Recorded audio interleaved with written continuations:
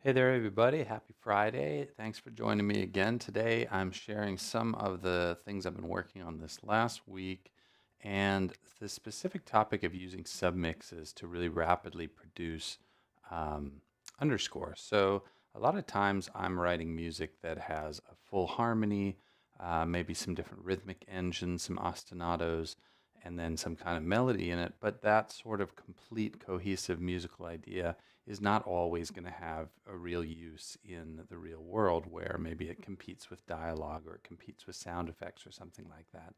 So I often want to use submixes to deliver those so that the filmmakers can have content that provides a musical foundation or maybe some kind of sonic base without competing with vocals or dialogue, for example.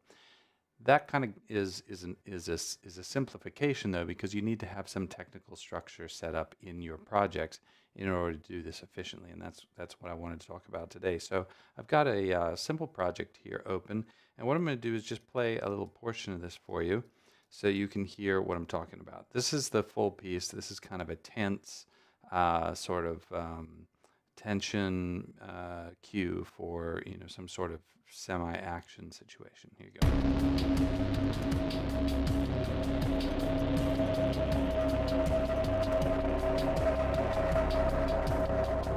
So we've got a bunch of different effects going on. We've got risers, we've got sweeps, we've got filtering, we've got drones, we've got effects and echoes and all sorts of stuff in there. We've got some percussion, some like high metals, and that sort of thing, especially the high metals, are going to really compete with dialogue.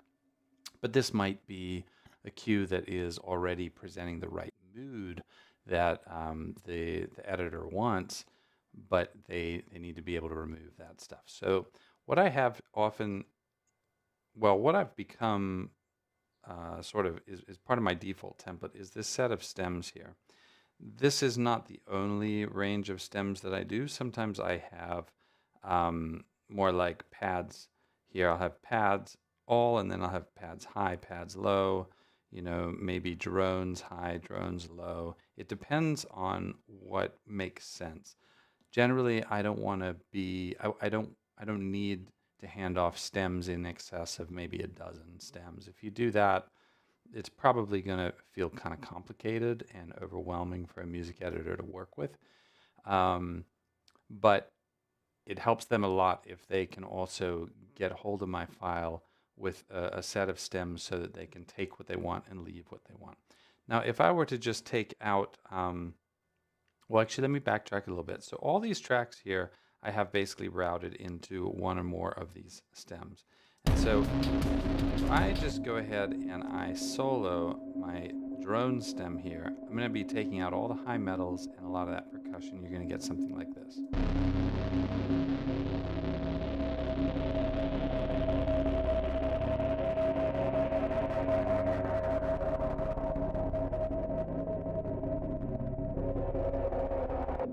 And if that was still too aggressive, which I suspect it might be in some situations, I might just go ahead and put in a filter on it. So let's see, I might go with frequency here and then just a low pass filter like that. Oops.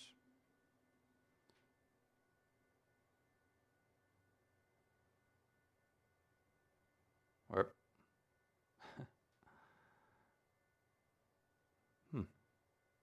there you go. So, actually, I did mean the high shelf.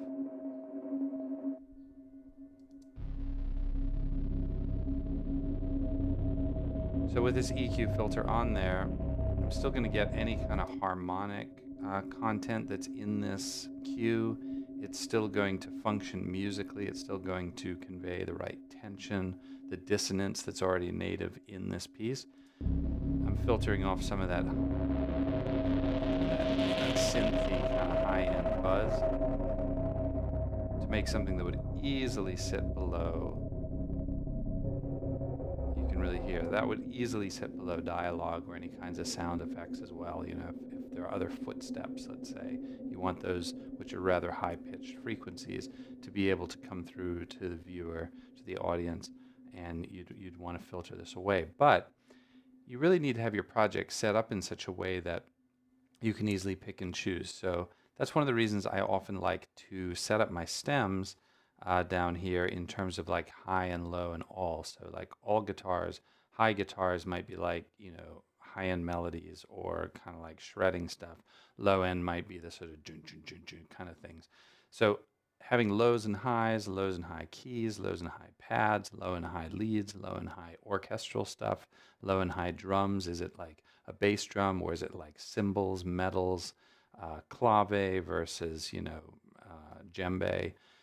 Sorting those into high and low, I often find that if you want to duck dialogue and effects, you're going to want to favor low frequencies. So if I just basically solo all my low stems, I generally wind up immediately with a really quick submix that's perfect for underscore.